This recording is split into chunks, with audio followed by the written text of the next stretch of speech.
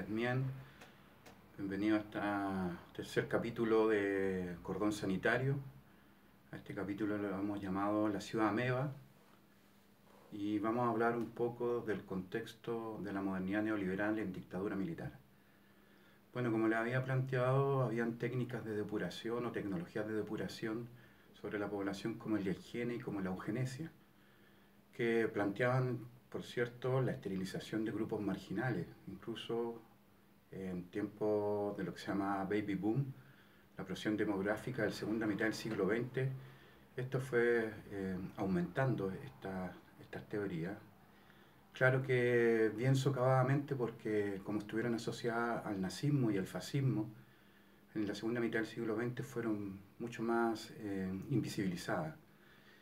En segundo lugar, quería plantear que la higiene ambiental o la eugenesia ambiental también planteaba no solamente la esterilización, sino también la modificación del hábitat de la especie, ya que se consideraba a la población como una especie, a los seres humanos.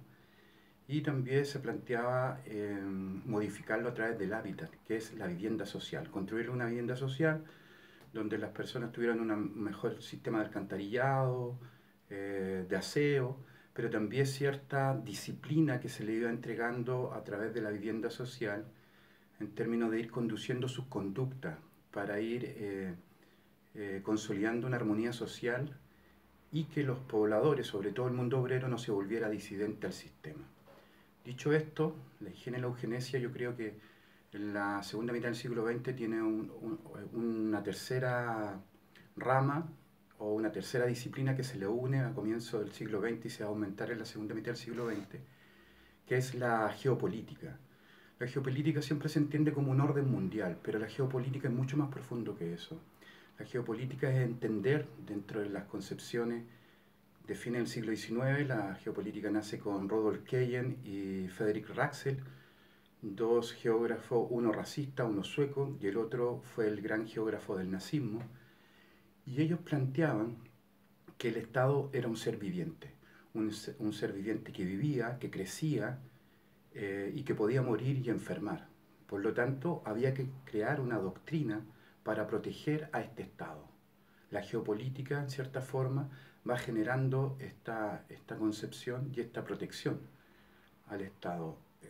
Yo diría que en la segunda mitad del siglo XX aumentan mucho los estudios dentro de lo que es los estudios de la escuela militar, y uno de los investigadores más sobresalientes en geopolítica es el general Augusto Pinochet Ugarte. Él publica un texto en 1968, junto a toda su generación, yo diría, donde plantea que el Estado es una gran ameba, un protozoo depredador que va aumentando y que no solamente tiene que enfrentarse a otros estados por la lucha por la vida, sino también ir conquistando sus fronteras internas y ir eliminando a todas las poblaciones que pueden ser disidentes o enfermar al Estado.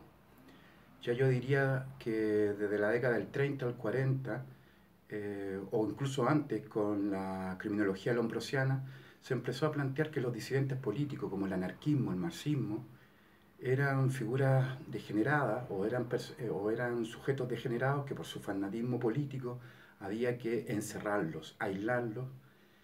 Y yo diría que también se plantea en estudios como de Marcos Cueto, que es un historiador peruano de la medicina, que la propia OMS y la OPS fueron muy influenciadas en las campañas sanitarias o de salud pública para ir entendiendo como todas estas políticas, todas estas campañas como conflictos bélicos, como que había un enemigo de la salud, y algunos plantean en textos de la salud pública en tiempos de la Guerra Fría que aquí se fue introduciendo el comunismo como una enfermedad para el Estado.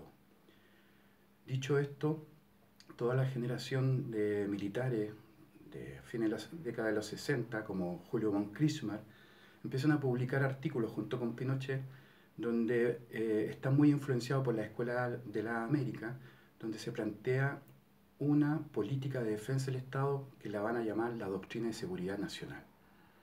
Esa Doctrina de Seguridad Nacional comienza en 1973, lo que algunos autores nigerianos llaman la necropolítica, el exterminio de la población que se resiste a un nuevo sistema económico. Ahí viene centros de exterminio, depuración en las universidades, erradicación de poblaciones pobres, una serie de cosas que nosotros sabemos que constituyeron el golpe militar.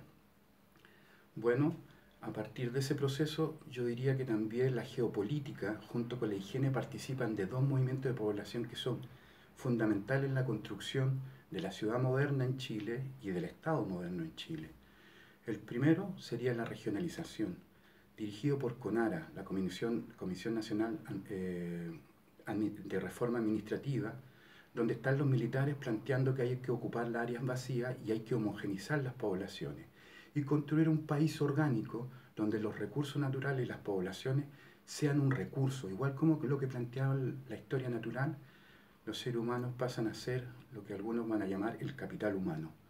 El capital humano es una concepción de la medicina de la primera mitad del siglo XX, muy atractiva para los eugenistas porque planteaban que el capital humano o una especie de economía humana donde se podía modificar a la población. Bueno, eso lo plantea Pinochet en un discurso famoso en el año 70, entre el 74 y el 76, varios discursos que se llaman Chile y su destino, donde plantea esta organización basándose en la geopolítica. Y el segundo gran movimiento que se da es la erradicación de pobres. Entre 1978, 79 a los 80 se va a dar una política que se ha estudiado poco dentro de estas concepciones biopolíticas, donde la ciudad de Santiago, que es la pionera en hacer este tipo de reforma urbana, se van a crear 17 comunas de pobres, y se van a aislar a las comunas de ricos, muy parecido a lo que planteaba 100 años antes quizás Vicuña Maquena, y se van a crear comunas en el sector sur de Santiago, donde se van a llevar a todas las poblaciones pobres. Es una especie de apartheid, una especie de segregación social. El neoliberalismo viene a restaurar esta política que yo diría que en el siglo XIX se daba mucho en la ciudad. Esta erradicación de población significó que los municipios pobres quebraron, que los recursos no alcanzaban, y los municipios ricos vaciaban a estos pobres en estas nuevas comunas container y subían su plusvalía y su riqueza, por supuesto, haciendo una especie de asepsia territorial. Esto hizo que Santiago se construyera una ciudad basada en este modelo, que yo diría que constituye una de las capitales latinoamericanas más segregadas en términos sociales. Lo otro importante es que los trabajadores quedaron, o los pobladores quedaron muy alejados de sus centros de trabajo, lejos de los hospitales, abandonados totalmente los sistemas de educación. Por ejemplo, Peñalolén, su hospital más cercano es El Salvador, que quedaba a 11 kilómetros, lo que significó un total abandono casi por una década de las poblaciones marginales o de las poblaciones más pobres de Santiago. Lo otro importante también es que hubo una modificación del hábitat, una política de vivienda social.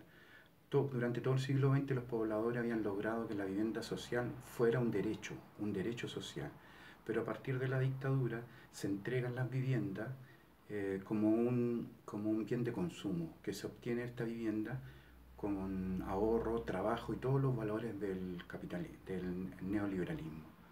Lo interesante también es que también se entregaban muchos préstamos de quieto. ¿Qué significa esto? La vivienda se entregaba privatizando la luz, la electricidad, lo que significaba que el poblador o el obrero se fuera endeudando.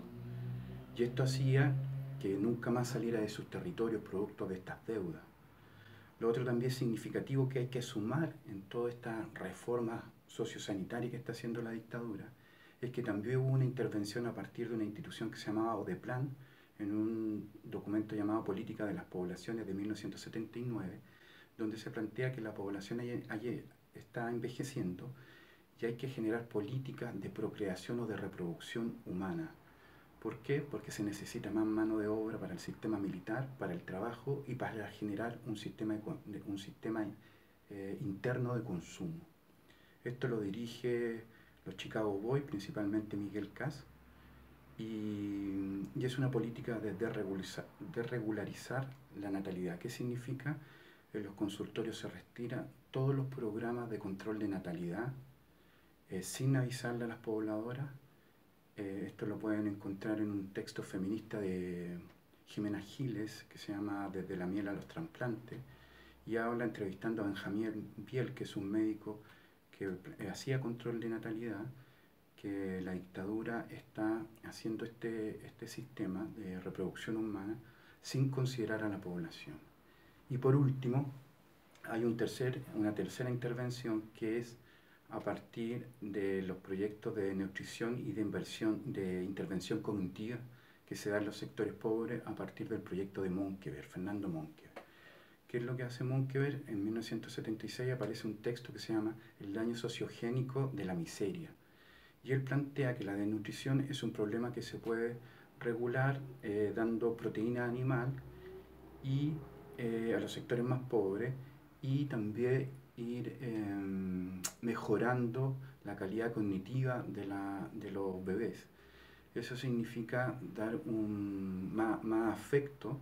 Se crean centros o salas cunas para estos propósitos, y es un proyecto que está dado desde el Estado a partir de Compan y otra institución que se llama CONIN. Todo este proyecto lo financia AID, que es una organización norteamericana de desarrollo social para América Latina, que hace mucha intervención en alimentos y en control de la natalidad. Y lo interesante es que esta misma institución es la que financia el proyecto 10 años después, en la década de los 90, de esterilización de los pueblos indígenas en el Perú.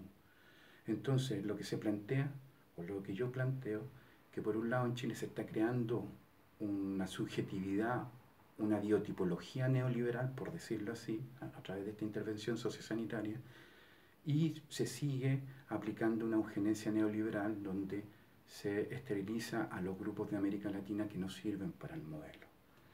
Bueno, eso es un poco lo que les quería plantear, y decir que la intervención en sanidad de la dictadura fue mucho más que la privatización de los derechos sociales médicos, sino hubo una verdadera intervención sociosanitaria sobre la población, haciendo que este proyecto sea más que un laboratorio económico, sino un laboratorio social inédito en la historia contemporánea.